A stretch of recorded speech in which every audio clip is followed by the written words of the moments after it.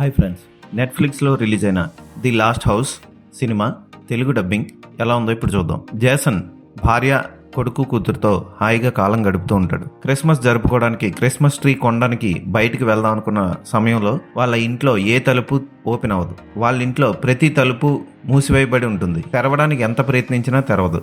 ఎందుకు అలా మూసుకుపోయింది? వర్షం ఎందుకు ఆగకుండా పడుతుంది?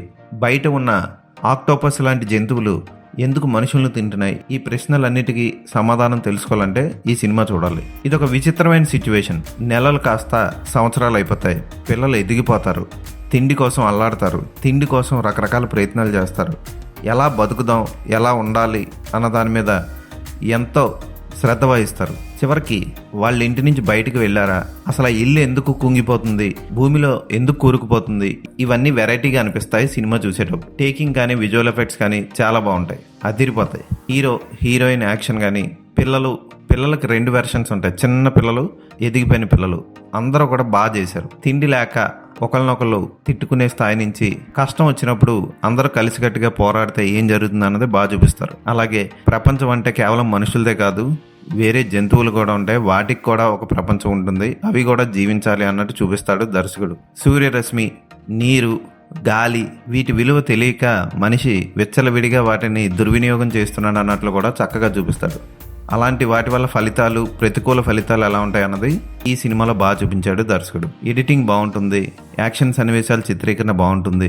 క్లైమాక్స్లో విచిత్ర జంతువుతో పోరాటం చేసే సన్నివేశం, చివరికి దాన్ని ఏం చేశారన్నది కూడా చాలా చక్కగా చూపిస్తాడు. ఫ్యామిలీ అంతా కలిసి కూర్చొని చూడొచ్చు. ఎక్కడ అసభ్యకర సన్నివేశాలు లేవు. తెలుగు డబ్బింగ్ బాగుంది. నెట్ఫ్లిక్స్లో రిలీజ్ అయింది. ఈ సినిమా మరీ కొత్త కథ అని చెప్పలేను, కానీ టేకింగ్ మాత్రం బాగుంది. తలుపులు తెరుచుకోకపోవడం, చివరికి ఒక చిమ్నీ మాత్రమే పనిచేయడం, చిమ్నీ ఎందుకు పనిచేస్తుందో చక్కగా చూపిస్తాడు దర్శకుడు. వెరైటీ సినిమాలు చూడాలనుకునే వాళ్ళు ఈ సినిమాను ఒకసారి చూడండి. ఈ సినిమాకి నేను ఇచ్చే రేటింగ్ 3.5/5.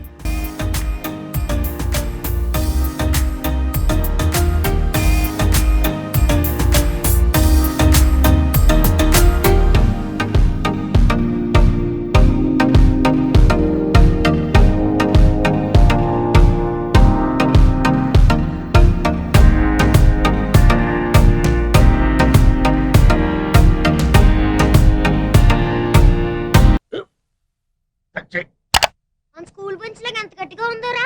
కొట్రా, కొట్టు, పర్లేదు, కొట్టు. అబ్బా చైన్ పెట్టేసింది బాబాయ్.